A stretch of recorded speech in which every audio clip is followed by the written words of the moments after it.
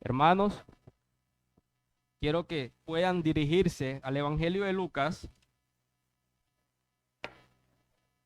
y que podamos hoy juntos ver un contraste en un texto que estaremos compartiendo. Y ya les se darán cuenta por qué me refiero a un contraste. Lucas capítulo 9. Lucas capítulo 9. Estaremos en los versículos del 37 al 43. Lucas 9 del 37 al 43. Mientras van buscando, pueden ponerse sobre sus pies, por favor.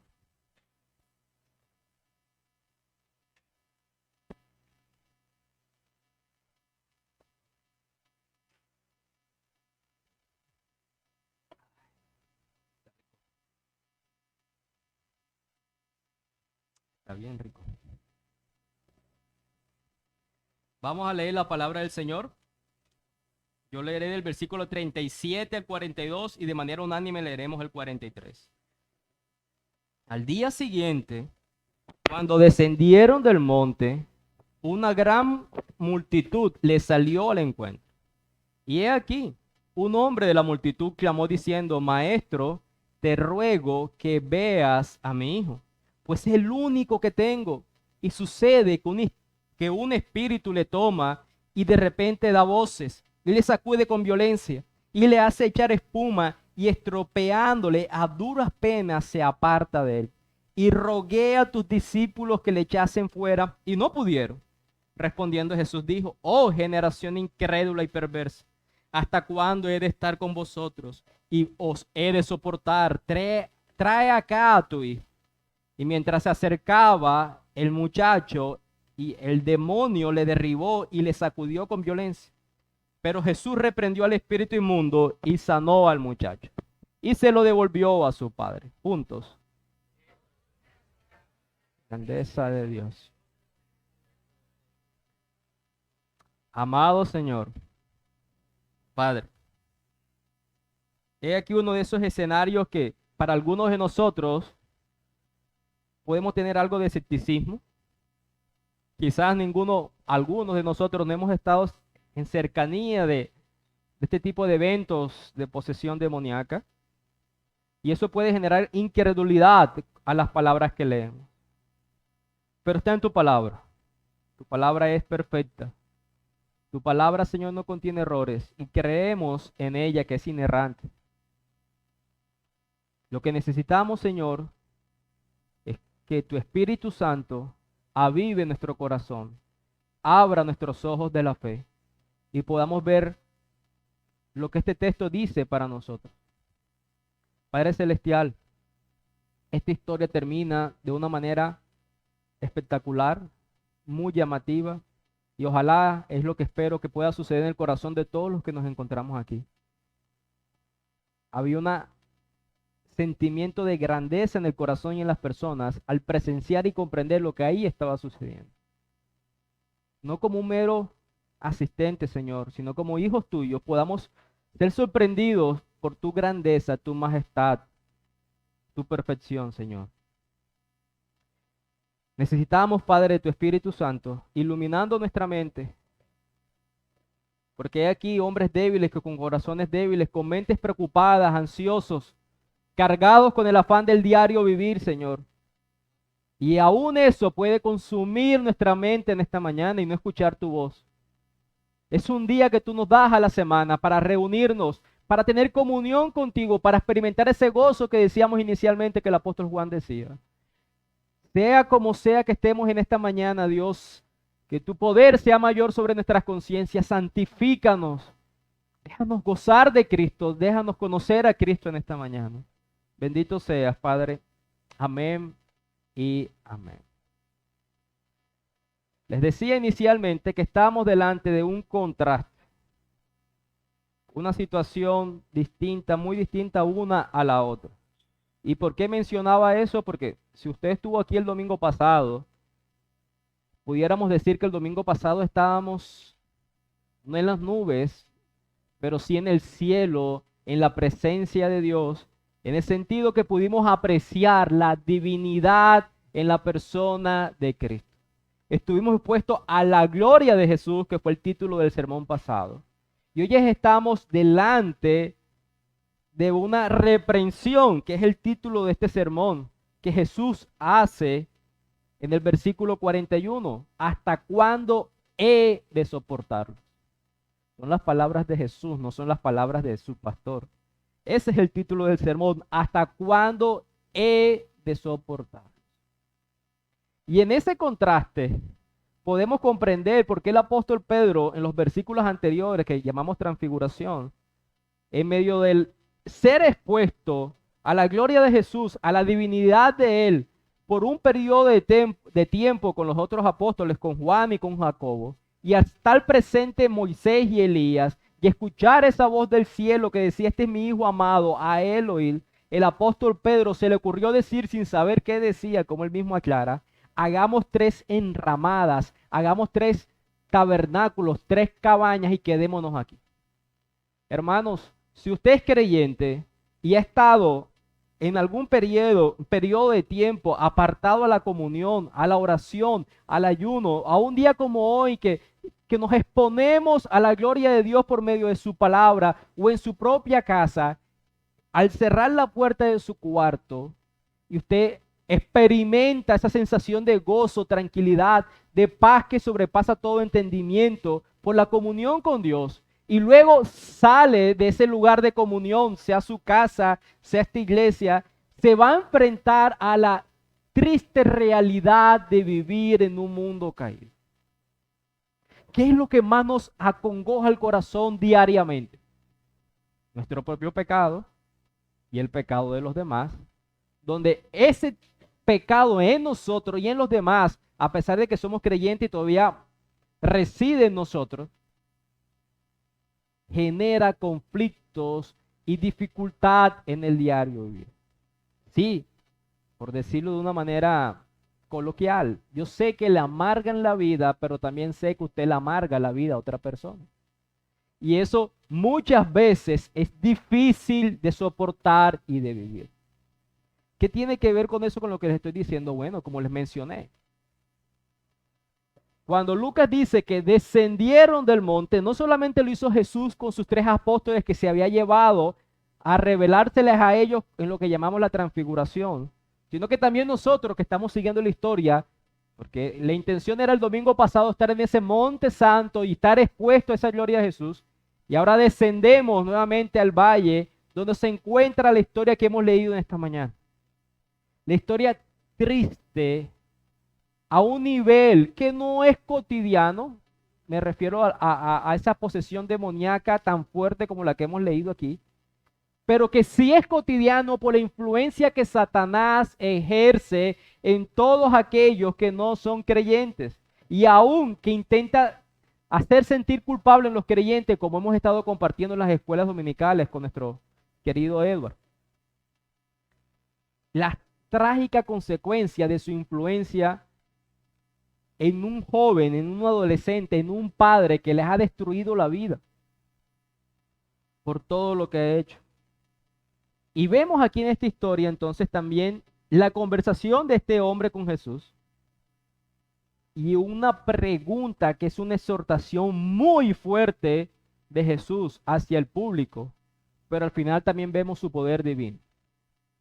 Entonces vemos aquí una posesión demoníaca, vemos un escenario de incredulidad por medio de la pregunta de Jesús al público, y al final vemos el poder divino que reside en la persona de Cristo. Es esta historia. Esta historia también se encuentra en el libro de Mateos, capítulo 17, y en el libro de Marcos, en el capítulo 9.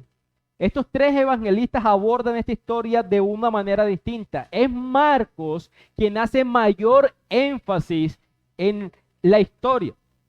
Marcos relata más de la conversación entre este padre y Jesús. Incluso es esta historia donde el padre de este joven dice, yo creo, pero ayuda a mi incredulidad, que ustedes conocen esa famosa frase. Al mismo tiempo, Mateo relata la conversación de Jesús posterior con sus discípulos, donde ellos le preguntan, ¿y nosotros por qué no pudimos liberar a este joven? Y Jesús le responde, por su poca fe, por su débil fe. Y esa famosa frase de Jesús, si tuvieran fe como un grano de mostaza. hace parte de esta historia. Lucas condensa la historia, la resume un poco más.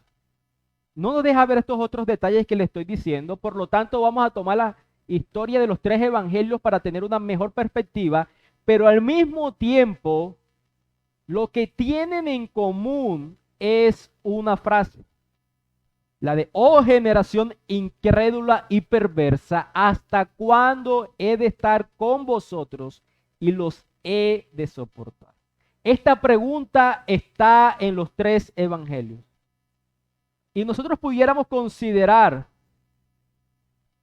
que esta historia es tan llamativa en el dolor entre el Padre y el Hijo, en lo que el Padre hace por el Hijo de llevarlo adelante la presencia de Jesús para que éste lo libere.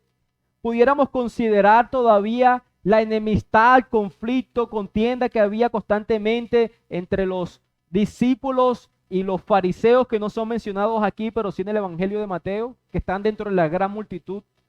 Pudiéramos considerar el amor y la compasión de Jesús al resolver el problema de la demonización o de la posesión demoníaca que este joven sufría. Pero ese no sería el punto y el tema de la historia, como se lo hice ver. El punto en común, que es el tema principal de esta historia, es la incredulidad. Es la incredulidad. Y con eso, hermanos, usted y yo nos vemos también afectados. La incredulidad es algo tan evidente en la vida del cristiano que en la misma Biblia lo relata. Esto es una publicidad no pagada y es en relación a lo que en los días miércoles estamos compartiendo, que es el libro de ¿qué? Josué. Y en el libro de Josué, en el capítulo 2, hay una historia de una mujer que tuvo tal grado de fe que cuando unos espías llegaron a su ciudad, sabía que eran enviados por Dios. A tal punto que sabía que la única manera de ser liberada del exterminio que su nación iba a tener era por medio de creer en quién habían enviado a estos espías. Y les cuento la historia de quién, de Rahab. Y vemos cómo ella tuvo fe para guardar a estos espías. Pero también vimos cómo esa fe fue puesta a prueba cuando le preguntaban que si los estaba guardando. ¿Y qué fue lo que ella hizo? Mintió. Y en lo que aprendíamos en conjunto el día miércoles, aprendíamos que ella tuvo tanta fe para saber que podía ser librada protegiendo a los espías, pero al mismo tiempo esa fe fue limitada al creer que si ella los entregaba, el plan de Dios iba a estar estropeado, como si Dios no pudiera salvar a esos espías al decir que sí estaba ahí. El punto, mis hermanos, de esa escena y lo que quiero traerles a ustedes es que la incredulidad afecta la vida de ustedes por más fe, y la mía también, que en algún momento hayamos manifestado.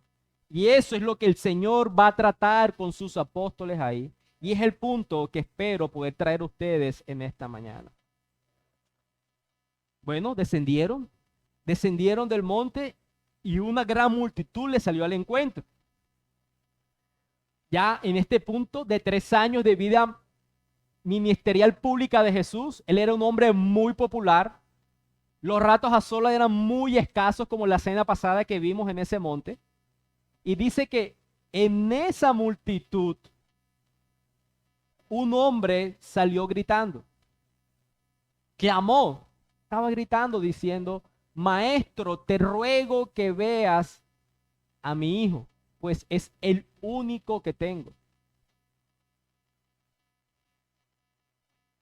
Marcos 9:15 dice que tan pronto como la multitud había estado esperando a Jesús y lo vio venir, dice que se asombraron y comenzaron a correr.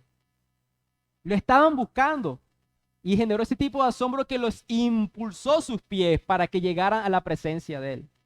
Mateo relata que este hombre no solamente le habló, sino cuando lo vio, corrió, gritó, Señor, ten piedad de mi hijo, porque dice, es lunático y está muy enfermo. Pero dice que lo hizo desde las rodillas. Que este hombre se arrodilló. En esa expresión, maestro, Señor, estamos viendo a un hombre que tiene un grado de fe. Cuando él dice en Mateo, Señor, eso es un título divino, el máximo título que solamente se le puede otorgar a Dios, que es Señor sobre todas las cosas. Este hombre tenía un grado de fe, a tal punto que por eso va a buscar a Jesús, porque comprendía lo que Jesús estaba haciendo en esta región. Él cae en una postura de reverencia y de humildad. Marcos 9:21 nos muestra la explicación que él hace acerca de la condición de su hijo. Dice que él estaba padeciendo de esa posesión por parte del demonio desde la niñez. Lucas no nos dice eso. Tengo un hijo, pero Marcos dice que desde niño, desde muy niño, pequeño, le había causado un trauma increíble, insoportable, quizás indescriptible. No solo para él, sino para la familia. Imagínense ustedes a alguien en este tipo de condición, donde según estábamos leyendo, bota espuma por la boca, es sacudido con violencia, tiene voces extrañas. Marcos dice que es un espíritu mudo y sordo, o sea, no podía hablar siempre. ¿Cómo sería tener un pariente, mayor aún tener un hijo en un tipo de condiciones en él? Es un escenario que no solamente afectaba al muchacho, afectaba a la familia. Y nos estamos dando cuenta que Lucas añade el hijo que es el único que tiene. Lucas parece que ese tipo de detalles no lo dejaba pasar por alto, porque ya lo había hecho también con la hija de Jairo. Y en Marcos, como les mencioné, dice que el demonio hacía el esfuerzo por echarlo al fuego y por echarlo al agua. ¿Con qué objetivo? Matarlo. ¿Por qué al fuego? Bueno, este tipo de poblaciones, al no tener luz eléctrica, lo que usaban en las noches para calentarse era algún tipo de fogata, como se hacen en las zonas rurales. ¿Y por qué agua? Porque precisamente el agua era agua de pozo. Entonces lo que este demonio, ejerciendo posesión, lo que buscaba era el asesinato de este pobre joven, de esta situación tan compleja. Entonces, aquí tenemos a un niño que está tan dominado por un demonio que no podía oír, no podía hablar, según el relato de Marcos, que el demonio hace todo lo posible para arrojarlo al fuego, para ahogarlo en un pozo, y el padre tiene que tratar de proteger a su hijo año tras año tras año de este horrible poder. Cuando nuestros hijos en condiciones normales están creciendo, demandan un cierto cuidado, que tú tienes que estar supervisando, que no metan los deditos en el tomacorriente, pero a medida que van creciendo, tú le vas dando algo de licencia porque tú estás viendo que su comportamiento ya es el de un niño que comprende el dolor. Pero aquí estamos viendo a un padre que eso no le sucedió, que al pasar el tiempo las cosas cada vez eran más y más complejas. Tenía que trabajar, tenía que llevar el sustento, tenía que hacer muchas cosas. Y este escenario entonces es triste, es triste. Usted pudiera estarse preguntando, ¿y cómo fue que se metió en este niño en esta situación? Solo porque Satanás decidió hacer esto y quiso particularmente en ese niño quitarle la vida de esta manera. Bajo el cuidado del padre no pudo hacerlo y entonces lo atormentaba y una y otra vez. Aparte del conocimiento de Dios, no había ningún tipo de protección para este niño. No tenemos forma por el texto que hemos leído en esta mañana de qué le pasó a este niño. No es importante para nosotros tampoco saberlo. Si fuera importante, el Señor no lo hubiese dejado en su palabra. Lo que sí sabemos es que la historia de este niño y durante todo el tiempo que vivió bajo esa posesión tuvo como relevancia este encuentro con Jesús. Porque en ese punto la gloria de Jesús iba a ser manifestada con su compasión y con su poder. ¿Recuerdan la historia cuando a Jesús le preguntaron acerca de un ciego que nació ciego? ¿Por qué nació ciego? ¿Acaso sus padres hicieron algo y por consecuencia él nació ciego? ¿Por qué? ¿Y cuál fue la respuesta de Jesús? Él nació ciego para la gloria de Dios. Entonces lo que estamos leyendo esta mañana, el Señor lo permitió que sucediera para manifestar su gloria, para la demostración de su poder y para la lección acerca de la fe que le iba a enseñar a sus discípulos y a nosotros por extensión.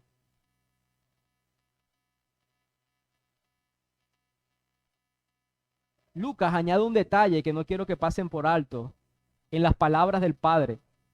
Maestro, te ruego que veas a mí. En medio de toda la multitud que se tiraba encima literalmente sobre Jesús con sus problemas, sus enfermedades, sus angustias, sus preocupaciones, este padre le está diciendo a Jesús, por favor, te ruego que veas a mi hijo. En pocas palabras, presta especial atención. Es una traducción literal. Yo sé que hay muchas personas aquí con muchas necesidades, pero quiero que preste atención especial a mi hijo. Es un padre que tiene una profunda preocupación de que en medio de otras necesidades Jesús se ocupe de ellas y lo ignore. Y como les he dicho muchas veces, mis hermanos, tan sorprendente como es el poder de Jesús, es su compasión.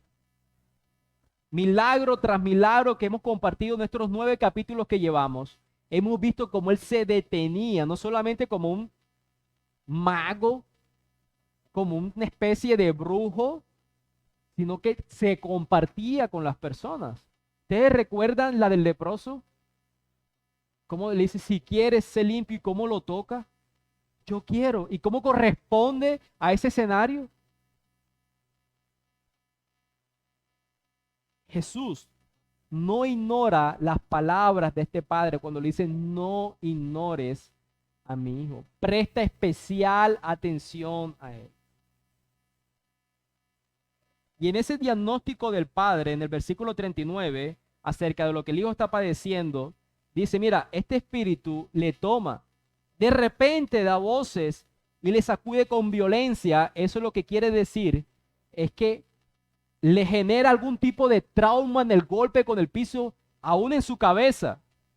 Le hace echar espuma, estropeándole. Es evidente el daño físico que le ocasiona.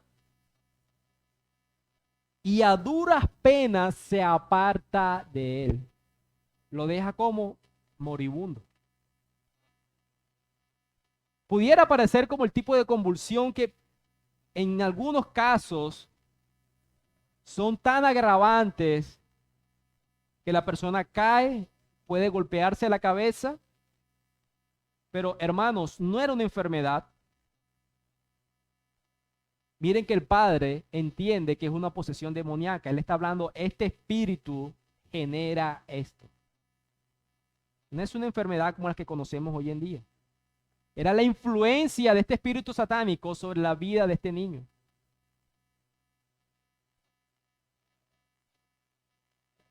Y la escena continúa en medio de esa posesión antes de pasar a la incredulidad. Que cuando este padre va en busca de Jesús y no le encuentra, Jesús estaba en el Monte Santo con sus discípulos. Yo rogué a tus discípulos que le echasen fuera y no pudieron. Bueno, yo he conocido, Jesús, tu gran poder, yo he escuchado tus grandes sanidades, he escuchado cómo los demonios no se pueden resistir a tu voz de mando. Ustedes también lo hemos visto a lo largo de muchos textos. Pero también vino a mi conocimiento que ahora tus discípulos, particularmente tus 12, ellos tienen esa capacidad. Ese rumor se extendió por toda esta región. Recuerden que en el capítulo 9, en el versículo 1, cuando él envió, comisionó particularmente a sus 12 y empezaron su ministerio apostólico, les dijo, les doy poder y autoridad sobre todos los demonios y para sanar enfermedades. Y ellos fueron a hacer eso y ellos volvieron delante de la presencia de Jesús.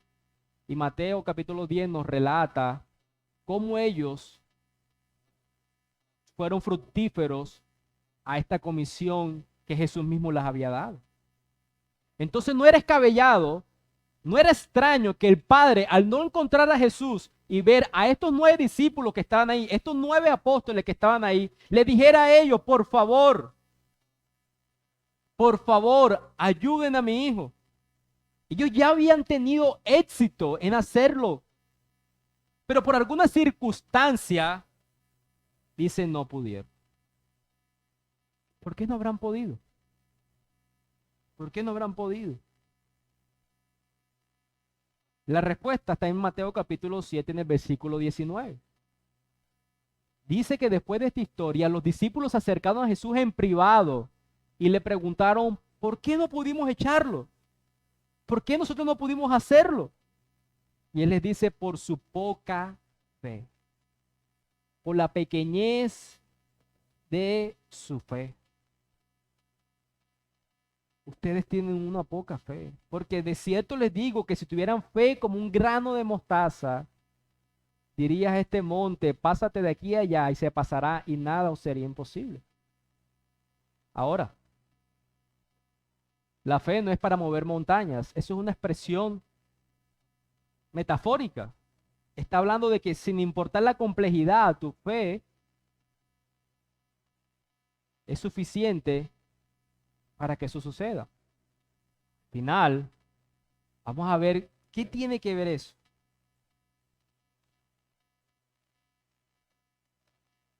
¿No fue entonces falta de experiencia? ¿No fue entonces falta de conocimiento? ¿No fue que Jesús le dio una comisión limitada?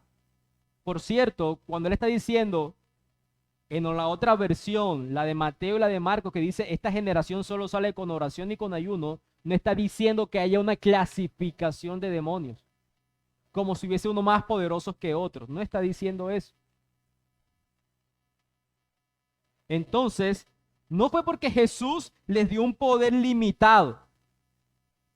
La respuesta sería porque no tuvieron la fe suficiente.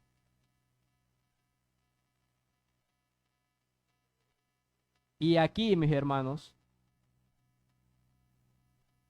luego del comentario del papá de que fue a sus discípulos para que lo echaran y ellos no pudieron, vemos el escenario de la incredulidad. Yo no sé qué tuvo que haber pasado en la mente de Jesús, pero la expresión gramatical que aquí vemos, no solamente vemos enojo santo, no un enojo pecaminoso, porque en Jesús no hay pecado, pero también se nota algo de frustración. Oh, generación incrédula y perversa. La traducción literal sería pervertida.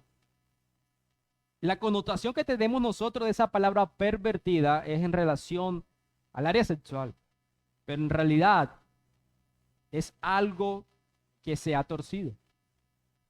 Cuando les está diciendo esto, les está diciendo es, ustedes se han apartado del camino de Dios, de las palabras de Dios. Por eso son incrédulos y perversos. Y su pregunta, ¿hasta cuándo he de estar con ustedes? ¿Hasta cuándo he de soportarlos? Hermanos, hemos sabido que con la encarnación de Jesús, eso fue una humillación para él. Él tuvo que ser expuesto a varios asuntos físicos que como Dios, con su poder divino, no debió haber sido expuesto.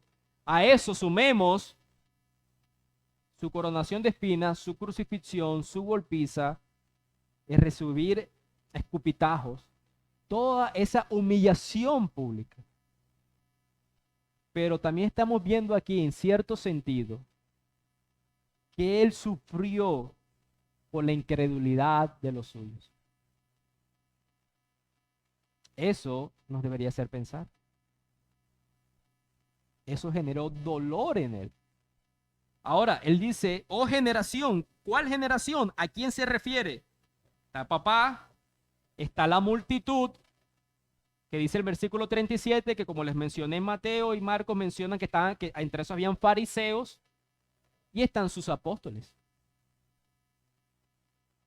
Por el relato En el Evangelio de Marcos, cuando el papá le dice, creo, ayuda a mi incredulidad, estamos viendo un reconocimiento. Hay fe en mí, pero no la suficiente, ayúdame. Él está hablando, sí, a una generación incrédula de los israelitas. El apóstol Juan dice, mira, ustedes van a morir en sus pecados porque ustedes han rechazado a quien el Padre ha enviado para el perdón de pecados. Ciertamente está hablando a los israelitas, a los fariseos, que lo rechazaban como el camino de salvación. Pero también está hablando a sus propios apóstoles. Les está hablando acerca de la incredulidad. Por eso más adelante, como leíamos en Mateo, Él les dijo es por falta de fe. Porque la incredulidad no solamente es relacionada con quien rechaza a Jesús como el único camino de salvación. La incredulidad también es para rechazar a Jesús como el único medio de santificación. Para poner en duda su palabra, para poner en duda sus promesas, como le sucedió a ellos aquí.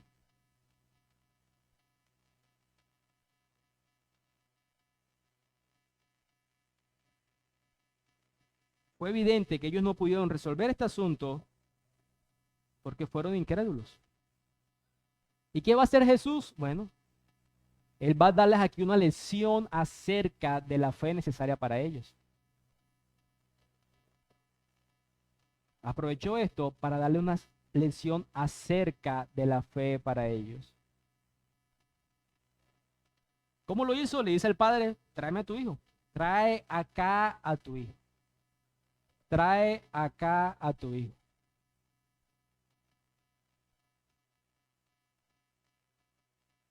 Incluso en ese trae acá a tu hijo había algo de compasión, pero al mismo tiempo frustración. ¿Saben? Esa traca a tu hijo me hace pensar, yo no sé si a ustedes les ha pasado que han tenido que llevar algún tipo de electrodoméstico o algo a reparar o algún tipo de vehículo y le han dicho, pues, déjelo aquí y vamos a probar a ver si yo puedo solucionar. Pásese después. Vamos a ver si quizás mi capacidad me da para solucionar esto. Él trae acá a tu hijo evidencia, además de la frustración, la profunda convicción de Jesús de saber que Él tenía la autoridad para resolver esto. La fe suficiente para resolver esto.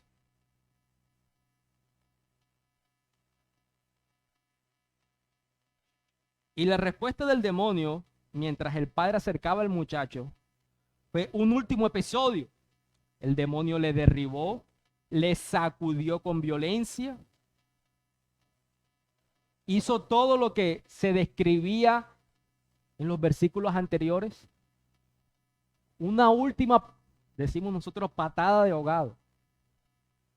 Pero un demonio delante de Jesús, podemos ver muy bien aplicado ese refrán común entre nosotros, que eso es una pelea de tigre con un burro amarrado. La autoridad de Jesús era suficiente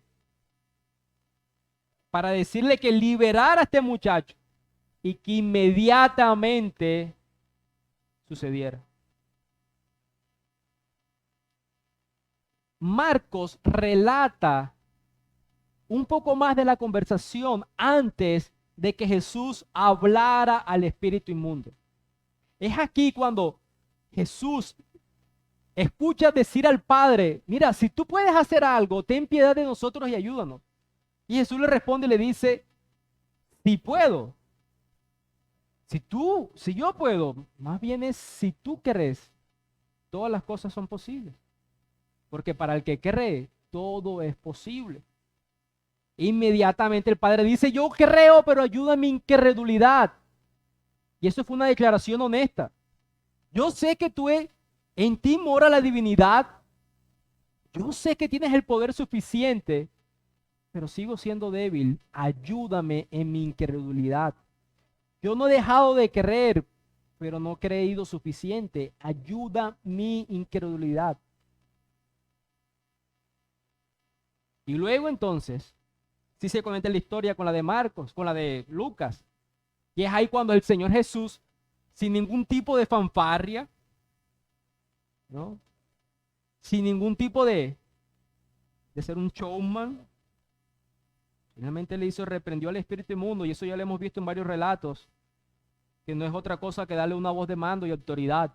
Sal de ahí y no vuelva más nunca allá. Y sana al muchacho.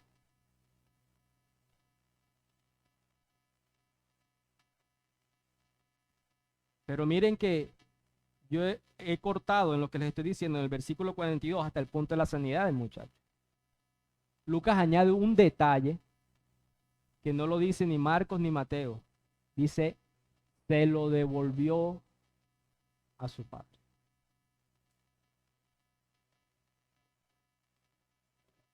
Todo el poder y dominio que Satanás ha tenido sobre este muchacho, que ha afectado la vida familiar, a Jesús lo conmovió. En Jesús no hay solamente un ser divino que desea manifestar su poder como una especie de vanagloria, egoísta.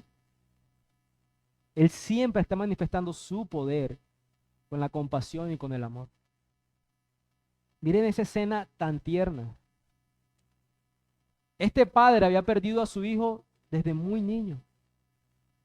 ¿En qué momento este niño le pudo haber manifestado un abrazo cariñoso al padre? ¿En qué momento pudo haber dicho una palabra de afecto sin ningún relato por la posesión demoníaca? Eso no sucedió. ¿Y qué vemos aquí?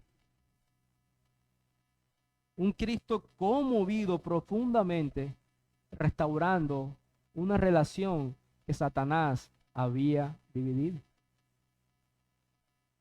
Nuestro glorioso Señor no ignora las aflicciones aún emocionales que experimentamos en este mundo caído. Él es tan extremadamente compasivo que las consecuencias del pecado, que la influencia de Satanás en este mundo, le duelen. Yo no sé si ustedes han visto la noticia de lo que sucedió en Estados Unidos, cada vez más regular. Llega una persona disparando y asesinó a varias personas, entre eso a la niña, a la hija de un pastor. Es un colegio cristiano y esta persona que asesinó, los padres de ella también van a esa congregación. Una persona transgénero siendo atendida por el pastor de la iglesia, y parece que las investigaciones avanzan a tal punto que lo que este pastor estaba instruyendo en la palabra de Dios, a decirle que su decisión sexual, su orientación sexual es antibíblica, generó tal odio en su corazón que quiso tomar venganza para asesinarlo a él y a su familia. Cuando lo encontró a él, asesinó a su hija y a otras personas más. Este pastor ahora está con una hija perdida y con unos creyentes que perdieron también a su hija y que él debe pastorear. O sea, los padres de quien asesinó a su hija también son sus ovejas. Entre ese trabalengua que usted lo puede pensar en nivel emocional, uno dice, ¿qué hacer ahí?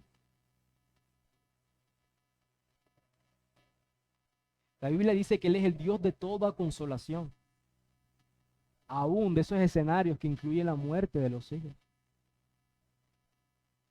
Este texto nos deja ver que Él no ignora el dolor y que tiene la capacidad suficiente para proveer lo que nuestro corazón necesita en medio de la aflicción. Pero al igual que los apóstoles que no pudieron liberar a este muchacho, usted y yo no experimentamos la consolación de Cristo. ¿Sabe por qué? Por falta de fe. Por falta de fe. Él dice, yo proveo una paz que el mundo no conoce. No una paz que está limitada por la complejidad de las circunstancias. Yo traigo un consuelo con mi propia presencia, a tal punto que la plenitud de gozo se experimenta únicamente con mi presencia. Pero usted y yo no vivimos así. ¿Por qué? Por falta de fe.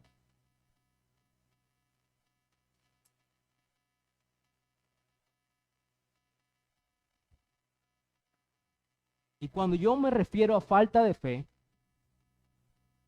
hermanos, pienso en ese concepto erróneo que tenemos sobre la fe.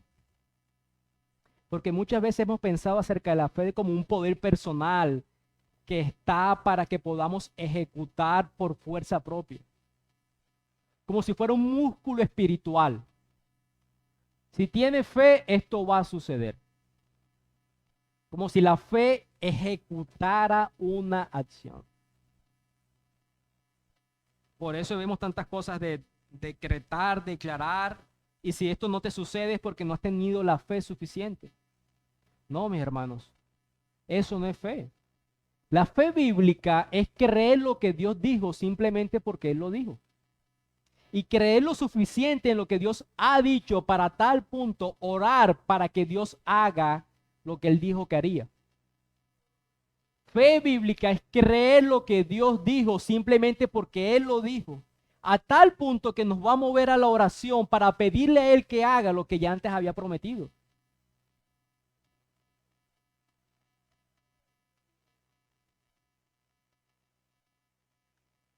Esta historia en Lucas termina como las personas admirando la majestad de Dios. En los otros relatos y a la respuesta de los discípulos, ¿por qué nosotros no pudimos? Y la contestación de Jesús por falta de fe, Jesús le dice, esta generación solamente puede salir con oración. Algunos textos más nuevos dicen con ayuno, los textos más antiguos solo dicen oración, independientemente se dice lo uno con lo otro. Jesús está conectando la falta de fe con la falta de oración. Y si yo les pregunto a ustedes en esta mañana, ¿cómo está tu vida de oración? ¿Cómo está tu vida en la palabra de Dios? Es lo mismo si les preguntara, ¿cómo está su fe? Lo que Jesús está diciendo aquí es, ustedes, al enfrentar esta posesión demoníaca en este muchacho, no la pudieron llevar a cabo porque olvidaron mis palabras que yo les puedo decir a ustedes que están en el versículo 1 del capítulo 9. ¿Y saben por qué ellos olvidaron esas palabras que Cristo mismo les había dicho? Porque estaban viviendo la vida en automático, en hacer, en hacer, en hacer. Cristo les dio una comisión, pero ellos olvidaron en primer lugar que ellos eran hijos de Dios por la comunión con Cristo. Y se evidenciaba con la comunión con el Padre. Es como dice el pastor Sugel, es vivir la vida cristiana con el tanque en reserva. Tú andas en un vehículo con el tanque en reserva y en algún momento, ¿qué va a pasar? Se va a parar. ¿Por qué nos paramos en ese caminar y peregrinaje como creyentes? ¿Por qué si la Biblia habla de tanto gozo a pesar de las circunstancias? ¿Por qué si la Biblia dice que Él suplirá todas nuestras necesidades, nosotros vivimos en una angustia suficiente y constante?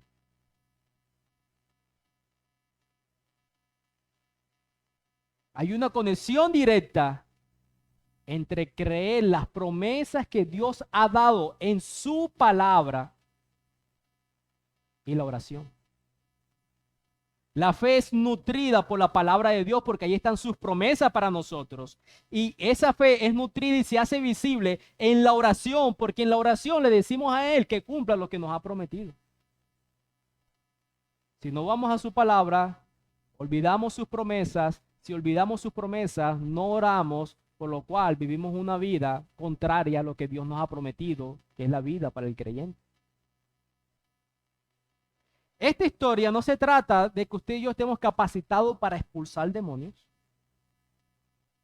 Esta historia no se trata de que usted y yo estemos capacitados para sanar personas.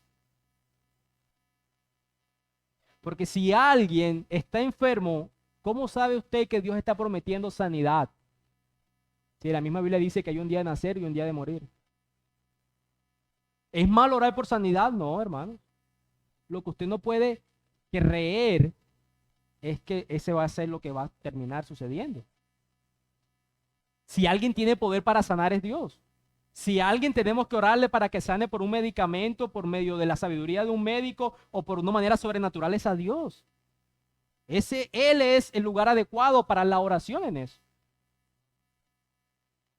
Pero por ejemplo, Él siempre ha prometido la santificación del creyente. Él ha prometido que el fruto de su espíritu es el amor. Si el Espíritu Santo reside en usted y en mí, y no estamos amando a las personas a nuestro alrededor como deberíamos amarlas, ¿saben por qué es? Por falta de fe. Por falta de creer de que el Espíritu Santo produce en nosotros ese amor sobrenatural. Y como no tenemos fe, no estamos orando para que Él nos dé de ese amor sobrenatural a la persona que tenemos. No se trata de tener fe en tu capacidad, o no se trata de creer que porque tiene fe va a suceder, porque la fe es creer lo que Dios ha dicho simplemente porque Él lo ha dicho. Y la fe se va a evidenciar en la oración cuando nos presentamos delante de Él para que Él cumpla lo que Él ha prometido en su palabra que daría a su pueblo.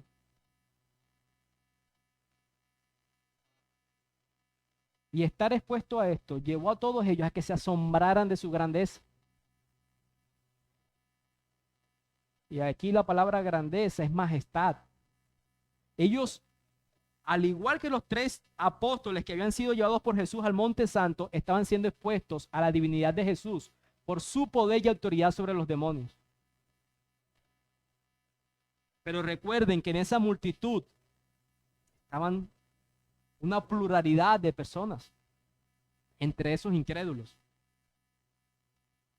Y usted puede estar asombrado esta mañana por las palabras que yo estoy diciendo, pero eso no puede significar necesariamente que usted sea creyente.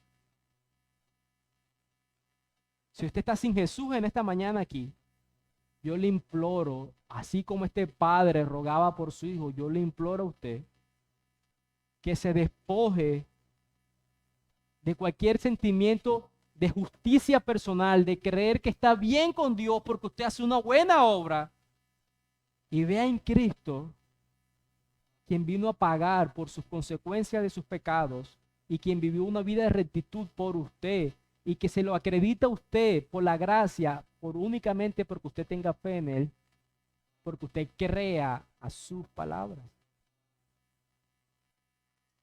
No te vayas de este lugar con el asombro por Dios si eres incrédulo. Vete con un corazón que desea rendirse a sus pies. Y muchos podemos decir en esta mañana, Señor, yo he creído a ti, pero ayuda a mi incredulidad. Porque tus promesas están ahí bien bonitas, escritas y coloreadas con mis marcadores. Pero las he olvidado a tal punto que mi vida de oración evidencia mi poca fe. Vamos a orar. Amado Señor Padre, en tu gracia y en tu bondad, a nivel personal te quiero pedir perdón. Porque al igual que los apóstoles, Señor, he olvidado que esta vida cristiana se vive por fe y no por vista. Porque al igual que los apóstoles, Señor, he olvidado tus maravillosas promesas que he leído en tu palabra. Quiero pedirte que purifiques mi corazón y si alguien más tiene ese peso en su conciencia, también sea la oración de ellos, donde podamos ser santificados, donde podamos ver tu actuar en nuestras vidas por una fe en nosotros no olvidada. La vida eterna es el conocimiento de ti, el deleite en ti, el experimentarte a ti. Y parece que estuviéramos viendo la vida del aquí y del ahora como si eso fuera lo más relevante y lo más importante. Ayúdanos a vivir a la luz de la gloriosa experiencia del gozo en la comunión contigo. Santifica nuestros corazones, Señor. Amén y amén.